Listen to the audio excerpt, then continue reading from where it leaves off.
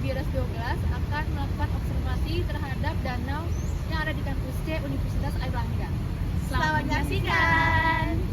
Halo semua, nama saya Malka Putri Tabina dengan NIM 165241103. Saya berasal dari Prodi Teknik Industri, Fakultas Teknologi Maju dan Multidisiplin.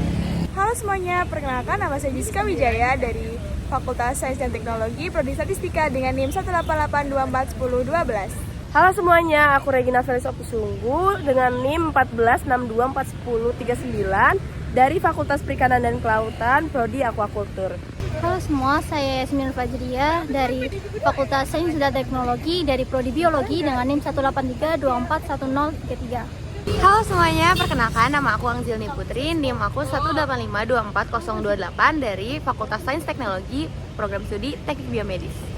Halo semua, perkenalkan nama saya Sudirman Machiavelli dengan NIM 163241020 dari Fakultas Teknologi Maju dan Multidisiplin, Prodi Teknik Robotika dan Kecerdasan Buatan.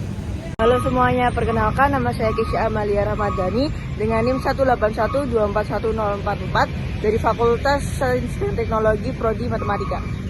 Halo semuanya, perkenalkan nama saya Dewa Derskiana Putri dengan NIM 147241087, Prodi Teknologi Hasil Perikanan, Fakultas Perikanan dan Kelautan. Perkenalkan nama saya Hana Sayajana Cimatul Khair dari Prodi Teknik Lingkungan, Fakultas Sains dan Teknologi dengan NIM 186241087.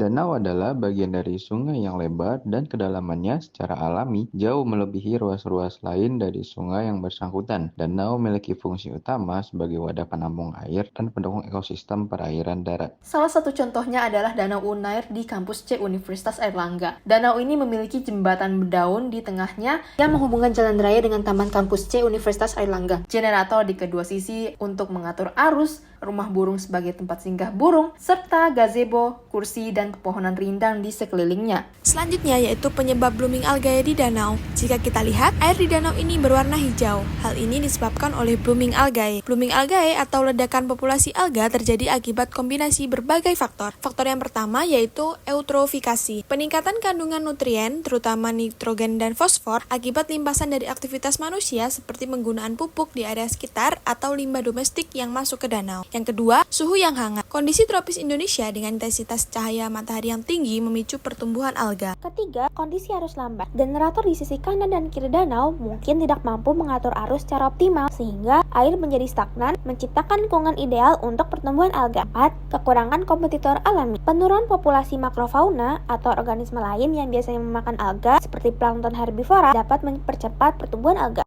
Dampak dari blooming algae, yang pertama, penurunan kualitas air. Warna air menjadi hijau pekat, berbau tidak sedap, dan mengurangi estetika lingkungan. Yang kedua, deplesi oksigen. Saat alga mati, proses dekomposisi oleh bakteri menggunakan oksigen dalam jumlah besar, menyebabkan kondisi hipoksia yang membahayakan kehidupan akuatik. Nah, selanjutnya ada gangguan ekosistem, yang mana hal ini dapat menghambat penetrasi cahaya ke dasar danau dan mengurangi pertumbuhan tumbuh air serta mempengaruhi rantai makanan. Dan yang terakhir adalah resiko bagi kesehatan manusia. Beberapa jenis alga menghasilkan toksin yang berbahaya bagi manusia dan satwa liar. Selanjutnya, solusi untuk blooming algae. Yang pertama, kita dapat melakukan pengurangan nutrien dengan membatasi masuknya nutrien ke danau dengan memasang vegetasi penyangga buffer zone di sekitar danau dan mengontrol limbah domestik dan limbah pertanian melalui pengelolaan yang lebih baik. Yang kedua ada aerasi, yaitu meningkatkan sirkulasi air menggunakan aerator untuk mencegah stagnasi dan menurunkan konsentrasi alga. Yang ketiga, pengendalian biologis, yaitu memperkenalkan spesies yang dapat mengonsumsi algae seperti ikan herbivora. Contohnya ada ikan nila dan ikan mas. Dan yang terakhir yaitu peningkatan edukasi, yaitu menggerakkan program edukasi kepada masyarakat sekitar tentang pentingnya menjaga kualitas lingkungan perairan. Selanjutnya adalah potensi dan solusi yang dapat dilakukan dengan blooming alga. Yang pertama, sudut pandang biologi molekuler. Blooming alga dapat digunakan sebagai objek penelitian untuk mengidentifikasi gen-gen yang memengaruhi kemampuan reproduksi alga. Kedua, pemanfaatan ekonomi. Beberapa jenis alga, jika dikelola dan dikembangbiakan dengan benar, dapat dimanfaatkan sebagai sumber bioenergi, pupuk organik, atau bahan pakan hewan. Ketiga, indikator kesehatan lingkungan. Keberadaan blooming algae itu sendiri dapat menjadi indikator awal adanya pencemaran lingkungan yang memerlukan mitigasi segera. Dari perspektif ekologi, fenomena blooming algae menunjukkan ketidakseimbangan ekosistem. Danau Unair dengan fungsi sebagai elemen estetika dan ekosistem perairan darat perlu dirawat secara berkelanjutan untuk mencegah kerusakan lingkungan lebih lanjut dengan pendekatan integratif yang melibatkan pihak kampus, mahasiswa, dan komunitas lokal, masalah blooming algae dapat diatasi secara efektif.